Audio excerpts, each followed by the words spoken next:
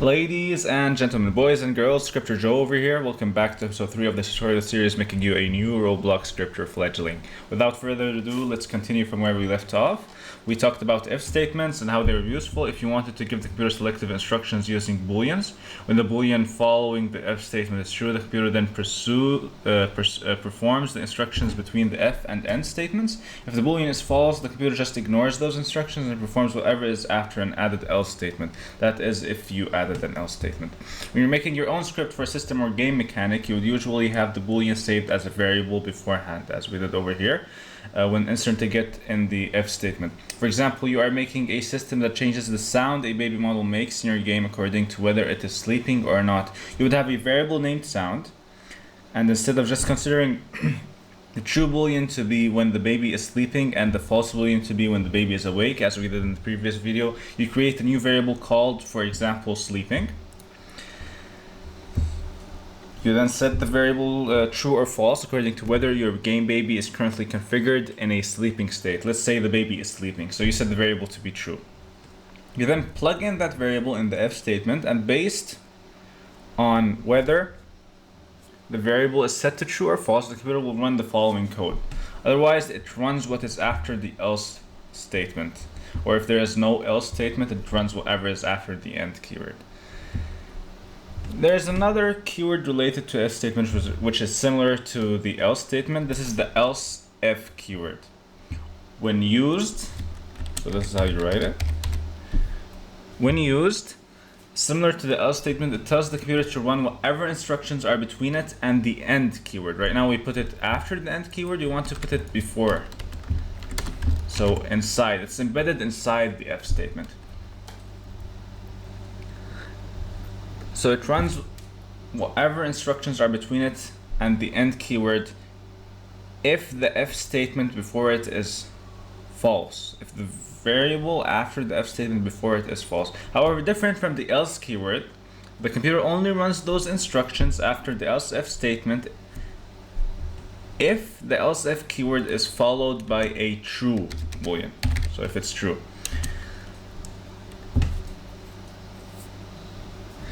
Similar to the start of an if statement, you have to follow up the boolean with the then keyword. The computer then proceeds to run the code between the then and end keywords if the boolean is true and the prior if statements are false. So let's create another variable called awake. And let's set that variable to true. And instead of true over here, we're gonna plug in the awake variable.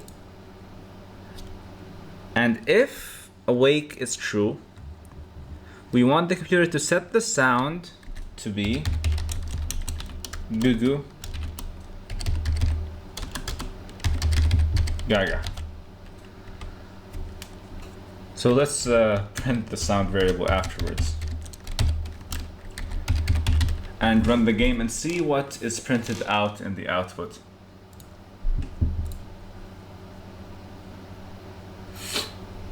So as you can see, Z is printed out. Why is that?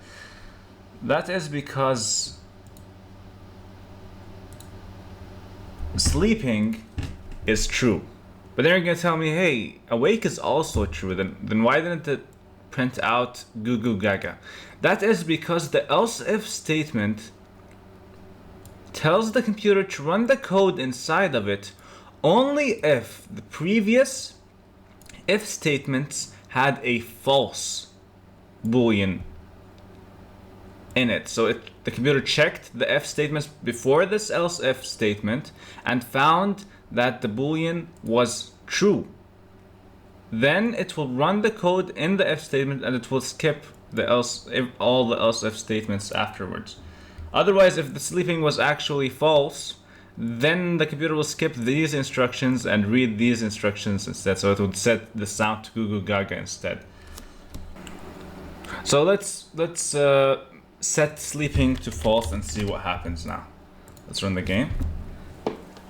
As you can see, goo goo gaga was what was printed out. That is because sleeping was false. The computer checked this if statement and it got a false boolean. So it proceeded to the next else if statement, and it found that the boolean was true. So it proceeded with setting the sound to goo goo gaga, and that's why we got in the output goo goo gaga. So what if we set both of them to false? We'll find that nil was printed out. Why is that? That's because sound was not set to anything at the beginning, right? So it's nil, automatically nil. And since the computer skipped the instructions in the if statement and the else if statement, it did not change the setting, what sound was set to. It did not change it to ZZZ or goo goo gaga, so it stayed as nil. So now let's say the condition for the sound to be set to ZZZ is not just one condition. The baby does not only have to be sleeping, it also has to be not muted. Let's say the baby has a configuration that mutes it. So let's create a variable called muted. And let's set it to false. So the baby has to be sleeping, right? Let's set it to true. And it should not be muted in order for the sound to be set to ZZZ.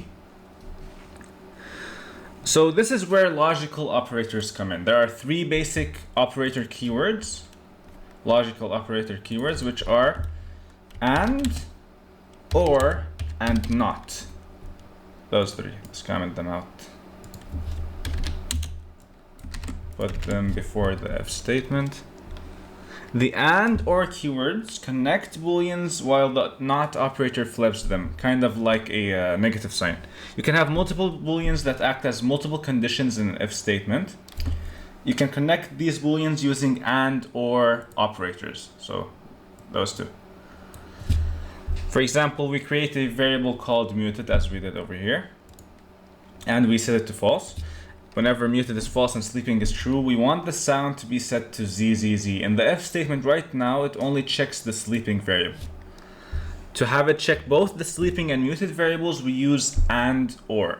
In this case, we're going to use and. This basically tells the computer to run code if both the sleeping and muted variables are true. We put the and keyword after the first variable, and then we connect it to the second variable, which is muted. So we add the second variable.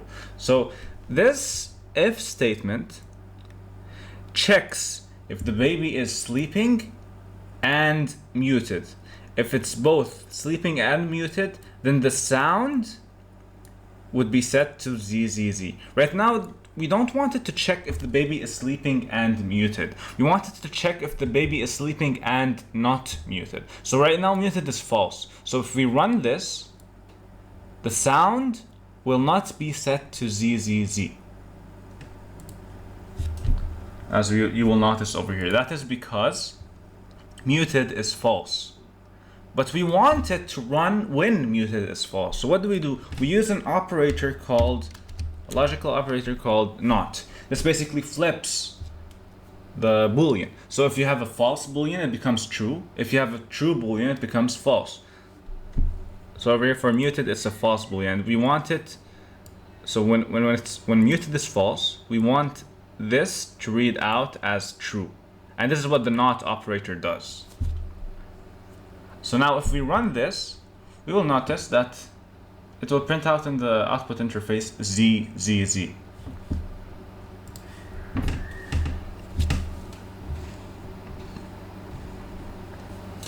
Now let's talk about the OR operator. It is used when you want the if statement to run if any one of the variables connected by the OR keyword is set to true. For example, you want the baby to make another sound if it is scared or hungry. So let's create two variables. One called, let's delete the print function. One called hungry, and another called scared. So we create two variables called scared and hungry. Let's set scared to false and hungry to true. And you want the baby to make a sound when either of these are true. Either of these is true. So how do we do that? Let's create our if statement. Let's first comment out this if statement. We learned comments last video, remember it? So to comment out a section, we use the double minus sign, double dash, double open bracket, and then we close the brackets where we want the commenting to stop, which is over here. So we created the two variables, scared and hungry, and we want to check when the baby is either of those, in either of those situations. So when either of those is true, we want the baby to create a to make a new sound, which is for example, wah, right, is crying. So if scared, and to connect these two variables to make the computer check whether either of them is true in this if statement, we use the operator or. So if scared, which is false, or hungry, then we want sound to be set to wah, right? And now if we print the sound variable and run the game, we will notice that sound prints out as wah. Why is that? Because hungry is true. So the computer checked both scared and hungry. Scared was false, but hungry was true. So the computer set sound to wah since one of those two variables was actually true, which was the hungry variable. If both of them are false, then sound will be nil, as you can notice over here. Right? So that's the logical operators covered. Now let's talk about relational operators. So let's say you have you want to make an if statement where instead of using booleans, you want to check if a variable is greater than a certain number, or if a variable is the same as a certain string. In this case, we use relational operators. Those operators can compare two variables and return a boolean. There are 6 relational operators which are represented by let's show them to you. More than, less than, more than or equal, more than or equal to, less than or equal to, oh, that's 2 pluses, equal to, and not equal to. So those 6 are the relational operators you're going to use to compare variables to certain values. Where do we use these variables, these relational operators? We use them in if statements, or when you want to create, so basically when you want to compare two variables. So basically those relational operators return a boolean instead of a number or a string. So for example, we want to check if our baby has a certain name. So let's create a variable named name and set it to Marcus, for example. And we want to check if our baby has the name Marcus. And if it does not, let's delete the print function. And if it does not, then we want to throw our baby in the garbage. All right. So how do we check that? We create an if statement. Let's comment out the previous if statement. Commented out using double minus signs and double brackets. That's commented out. So if name, and then you use the relational operator, not equal to. So we want to check if the name of our baby is not, right, is not a certain name, then we want to throw it in the garbage. So let's check if it's the same as Joe. If not, then we want to throw the baby in the garbage, right? and let's create a function just to remember the previous lessons we learned, right? For the previous videos. So how do we create a function? Local function, and let's name it throw. Open parentheses, then close the function, right? Local function throw, and over here we want to throw the baby in the garbage. This is just a comment telling us what this function is doing, and we're gonna print in the output. So this function basically does, it tells us in the output that the baby has been thrown in the garbage. Or we can say the baby has gone for a garbage swim. Alright? So let's put the throw function inside and call it inside the if statement. So if the name is not equal to Joe, and it's not equal to Joe, it's Marcus, then we're gonna throw the baby in the garbage, alright? It's gonna print out the baby has gone for a garbage swim. So let's run this and see what happens. So since the baby's name was not Joe, the computer is telling us the baby has gone for a garbage swim. Hey, we got rid of a baby, guys. Are you happy? No, I shouldn't be happy. That's a violent thing to do. Don't do that at home or anywhere for that matter. So let's say you want to compare numbers. This is using strings, right? Name is a string, Joe is a string. You compared strings. So name is not equal to Joe, right? You can't use the more than or less than or more than or equal to or the less than or equal to operators on strings. You can only use them for numbers. All right, so we can't put name is more than or equal to Joe. That has no meanings. No meaning. We can only use equal to or not equal to, which is this. All right, so let's say we want to check.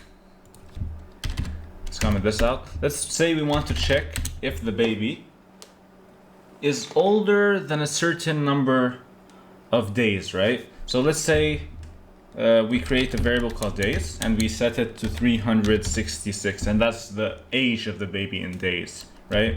And we want to check if days is more than or equal to 365, which is the amount of days in a year, then we want to print out the baby is at least 1 year old. Now let's see what happens. So this comparison basically compares the variable days, which is 366, 365, and if it's more than or equal to 365, then the computer will print out the baby is at least 1 year old. So let's run this and see what happens. So as you can see over here, what was printed out was the baby is at least 1 year old. Or you can experiment with else keywords, right? And else if keywords to add on to this and to practice them out. So if we can do, so something I forgot to mention was that you can add as many else if keywords in an if statement. You can embed as many else if statements in an if statement. You can also embed so for else keywords, we can only embed one else keyword in an if statement, and this has to be done at the end of the if statement. So you can't have else before an else if. That just doesn't work out, all right? It has to be at the end of everything, right? At the end of all the if and else if statements after them. And as we said, so let's practice them out. So else if days is less than 365, right? We want to print out the baby is, change this to lowercase h, the baby is less than 1 year old. Otherwise, we can say print the baby